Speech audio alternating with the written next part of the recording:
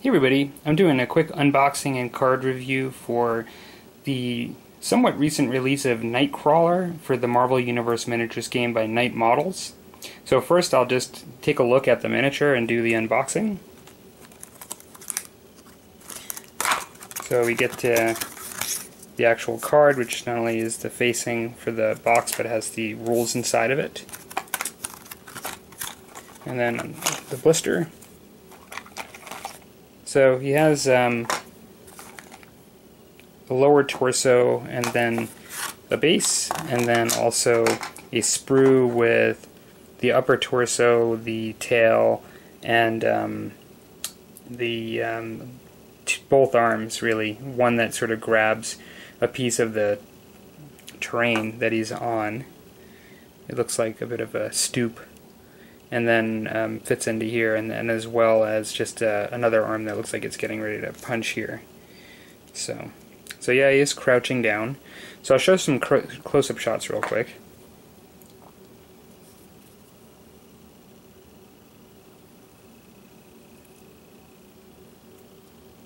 So he does have these extra digits on the back of his feet. Look like they came out pretty well.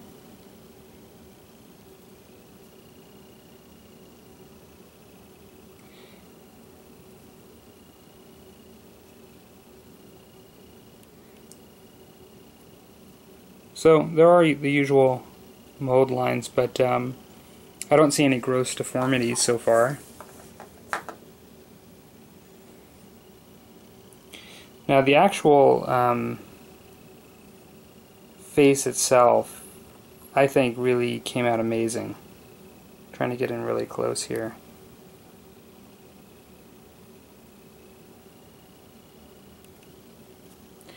Looking at his hair in the back, just looks really good.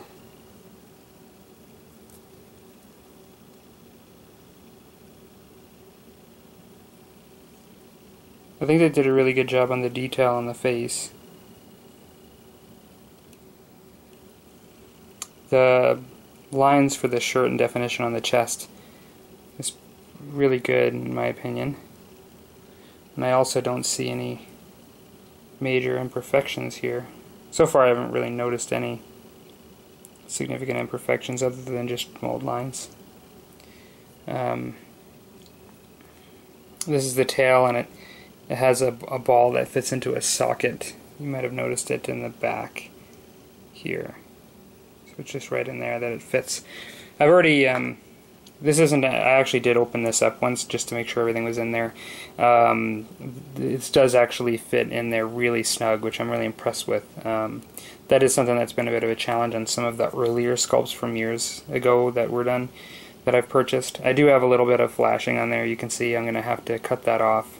That shouldn't be too much of a problem. Some of the really fine details, like on the hand here, there is some flashing, as well as a mold line, but no gross gaps, holes, or anything major. Nothing that can't be handled, in my opinion. Okay, the base is the standard base that Night Models provides. Okay, so now we have the card. So, Nightcrawler, Kurt Wagner, which basically the name can only be used once on the table at a time. So if they ever come out with another Nightcrawler model, you can't use them at the same time.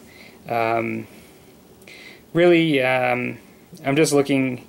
I have actually played the game now, and so I can make some comments, but his agility is amazing, which would be expected, because with the attribute rolls that you would have to roll for, like against, which would be primarily agility, stamina, and willpower, you have to make saves essentially against those, or rolls against them at times, in order to benefit yourself in a situation.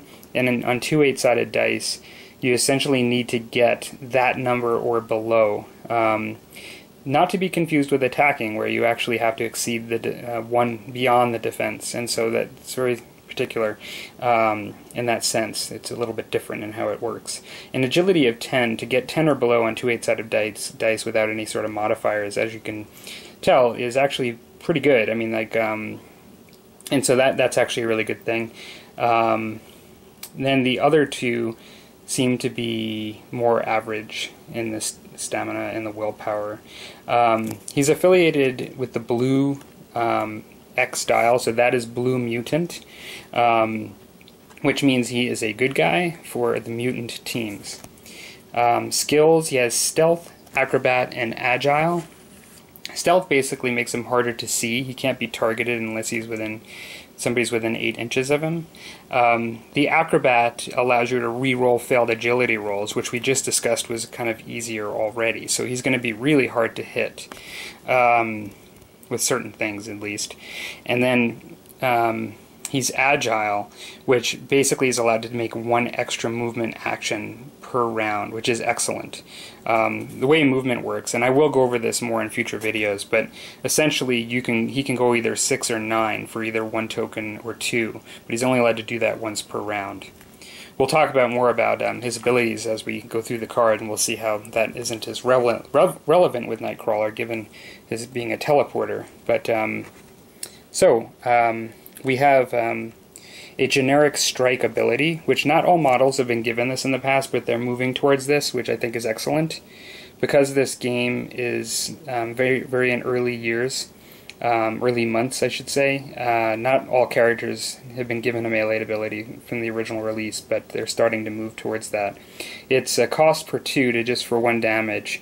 It's just a fairly regular strike. It's not that, I guess it's, there's nothing that special about it. Sneak attack now, it can be done once per game because it's a red costed ability, and it could give him 3 damage. It actually has a range of 4 inches, so it's a melee attack that allows him to have a bit of a range. Classified as melee, but it has a range of 4 inches, and it allows him to distract, which can reduce the sort of defensive abilities of the opponent. Now on to the really cool stuff with Nightcrawler. Bamf. So basically it costs 2, and he can do it as many times a game as he wants in the game, and it's both can be do it in an active way as well as reactive. So that means well, we'll just read the effects and then I can describe what it means a little better. Remove this character and then place him anywhere on the game board where his base will fit. So that means he can pretty much go anywhere he wants for the cost of 2. So much better than actually going speed 9 for the same cost. And he can do it as often as he wants for that cost of 2 in the game. Essentially, this allows him to both react to an attack in that way, and so he can just bamf out, defensively, as well as actively make that cost and go in for something. This is actually really, really good. We'll go on. I think the next ability is actually, in some ways, even better. So the next ability, it can be done once per game. It's teleport multiple, and it costs 3. Now, this is only active. It can't be done reactively. And it says, remove this character and another friendly character in contact, then place them anywhere on the game board where their bases will fit. Both characters must stay in contact. So this would allow Nightcrawler essentially to teleport any character that's friendly with him once per game. This, every time a new mutant comes out, this could really affect the game very differently, because whoever that is that's going with him could potentially, without paying any movement, be placed anywhere you want him on the board. So even though it's once per game, it could be very important, either to a scenario or to just a conflict. Now, it has been already discussed in the facts. It's actually in the rules that essentially they can't take objectives like relics and things like that with them. So there's not going to be any steal of like a relic, where a Nightcrawler just comes in, grabs a scenario item that's crucial for the game, and then just teleports out and you win. That's already been mitigated. But having said that, though, this could be extremely effective in a variety of different ways. Another ability is Escape Artist, and it costs nothing. It's a passive ability, and it's green, so it can be used. It's used all the time. This character gains +3 defense against grabbing, so if somebody wants to grab him and throw him, it's going to be very difficult. I didn't really talk about power earlier, but it will be key with Nightcrawler in that you get 6 power tokens per round. I've referenced the power tokens here in this point here as to what they cost. You need those power tokens defensively to BAMF, and so Nightcrawler doesn't have many, and his endurance bar is actually very small. So he goes into the pale zone pretty quickly after 4, which means at the end of the round he's already testing for knockout, and then he gets into the knocked out red zone very quickly as well, which is even more dangerous. And so Nightcrawler, in my opinion, has to be used pretty wisely. He can do a lot, but also if you expose him to enemies and if you use him unwisely, he'll both be taken out of action and also run out of power pretty quick. And so I actually think I haven't obviously used him yet, but I think he'll be a really fun character to team up with others and to try to use strategically in the game. So hope you enjoyed this little review, and I'll actually have other reviews for other Marvel characters in the future for the Marvel Universe miniature game. Take care.